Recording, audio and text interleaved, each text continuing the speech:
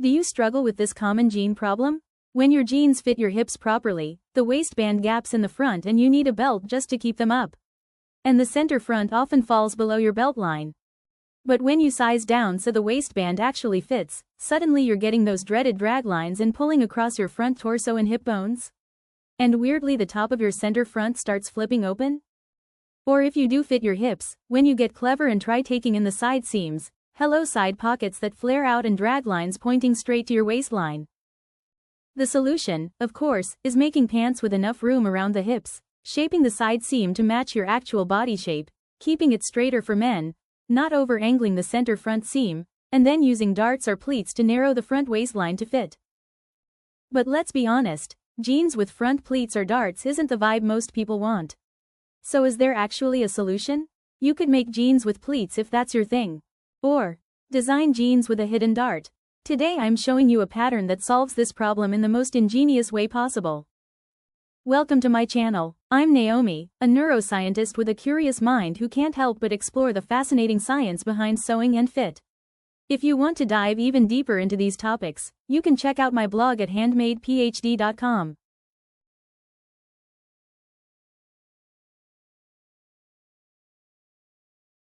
Today I'm dissecting the wardrobe by me men's jeans pattern, and this pattern is way more clever than it first appears. On the surface, it looks like your classic 5-pocket design with a straight, relaxed fit and bootcut legs. The original 5-pocket design includes 2 front pockets, 2 back pockets, and that tiny 5th pocket tucked inside the right front pocket that nobody really uses anymore. Bootcut jeans have that subtle flare from the knee down. Originally designed so you could actually wear boots underneath without your jeans turning into skinny jeans. They're also perfect for bodies with larger calves and ankles who need that extra room.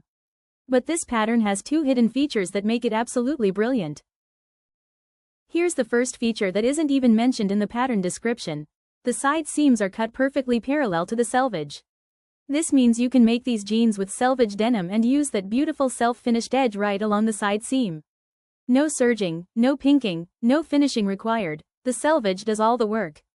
This construction is brilliant for maximizing efficiency with narrow selvage fabric. However, when your side seam is perfectly straight, all your body shaping has to happen somewhere else. Which brings us to the real star of this pattern. The pattern completely fails to highlight what might be its most ingenious feature, a hidden front dart cleverly incorporated right into the front pocket construction. You almost can't see it from the pattern piece alone. Putting a dart into the pocket makes the waistband circumference narrower while still leaving plenty of room around your hips. Absolute genius. I've only seen this technique in one other pattern, the Stokes pattern square pants, which tells you how special this construction really is. This hidden front dart is a game changer for men whose bodies need extra accommodation at the front torso. We're talking about guys with fuller hips, larger thighs, or even just posture where their hip bones sit more forward. Real human bodies instead of the mannequin proportions most jeans are designed for. Here's how it is done. When you fold the pocket bag in half and line up the side seams, you can see the dart. The dart gets closed by how the pocket bag is folded and sewn. By integrating the dart inside the pocket construction, the shaping stays completely invisible from the outside. You get all the benefits of a tailored fit without any visible bulk.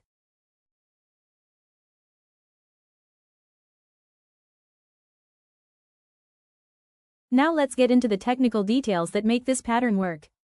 I start by establishing the drape lines and balance lines, beginning with the horizontal crotch line and knee line as foundation references.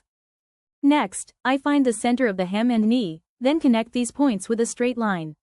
But here's where it gets tricky. Where exactly does the drape line go from there?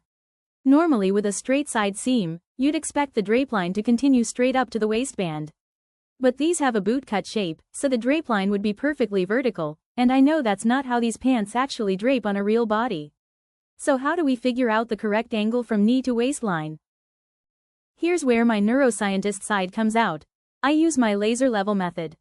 When wearing a test version of these jeans, I mark exactly where a laser level crosses the crotch line. This gives me the real-world drape angle on an actual body. For more details about this method, check out my ebook linked in the description box below. Then I connect the drape line from the middle of the knee, through that crotch line mark, and continue that line up to the waistline. There aren't many adjustments you can make to the drape line on a pattern like this since the side seam has to stay straight. To make this pattern fit properly, you're mainly looking at sizing up or down, or adjusting the angle of your front and back crotch seams.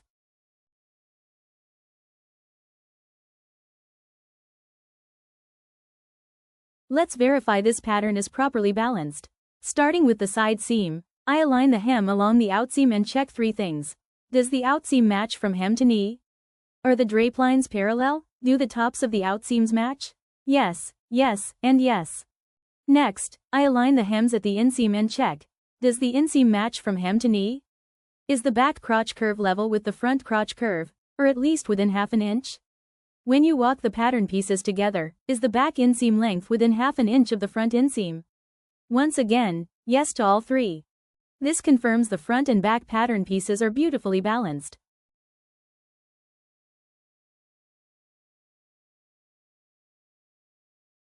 Let me introduce today's digital model, Oliver.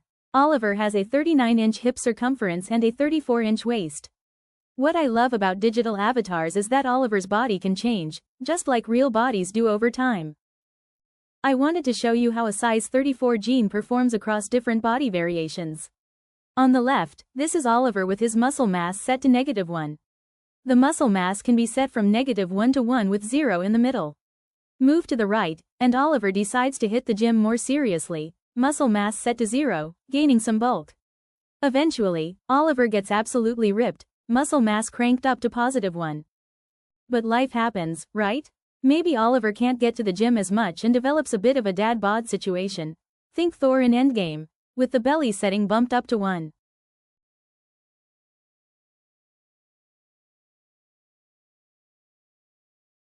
For this digital fitting, I used 8.25-ounce denim to ensure realistic drape and fit behavior.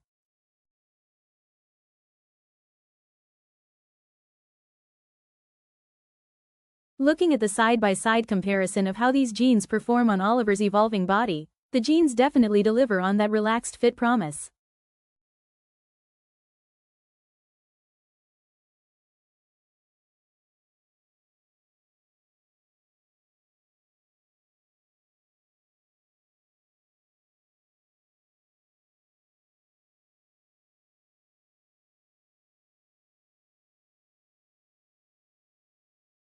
However, I'd say muscular Oliver probably needs to size up. Those quads need more room.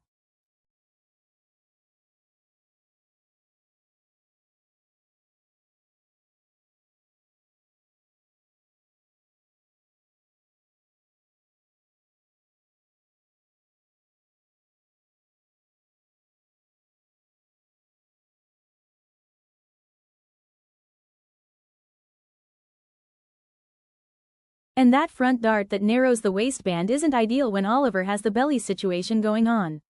The dart creates shaping that works against a fuller midsection.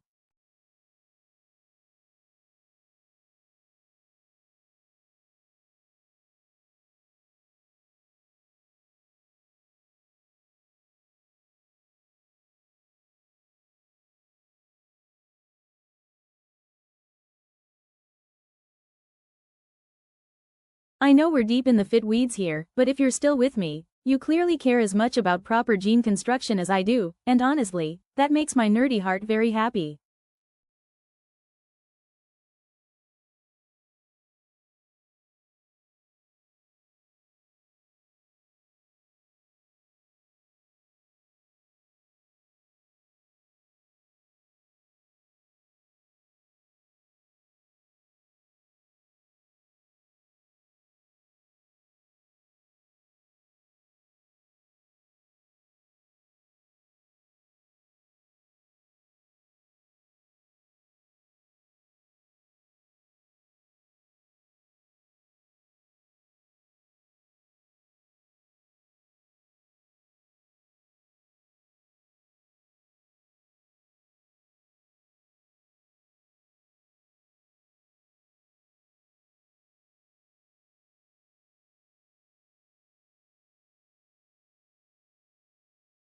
Let me show you what happens when we look at the seated position using a heat map to show fabric pressure against the body.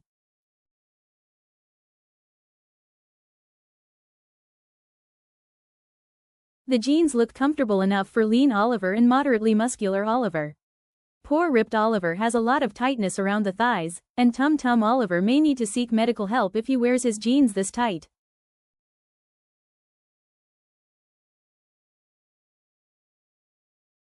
Anyways, all Olivers are going to start looking like muscular Oliver if they continue to hold squats like this.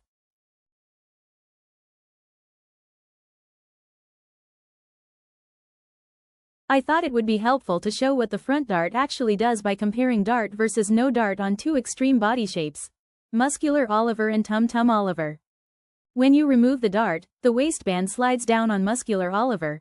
It looks just like those problem jeans I showed at the beginning. However, Tum Tum Oliver looks so much more comfortable without the dart. The waistband can actually be pulled up properly since there's now room for his midsection. So next time you're struggling with jean fit, especially that eternal battle between waist and hip accommodation, remember that the solution might not be finding the perfect size. Sometimes it's about finding the right construction method. This pattern proves that with clever engineering, you can fit clothes to your actual body. Don't forget to subscribe for more deep dives into the science of fit and sewing.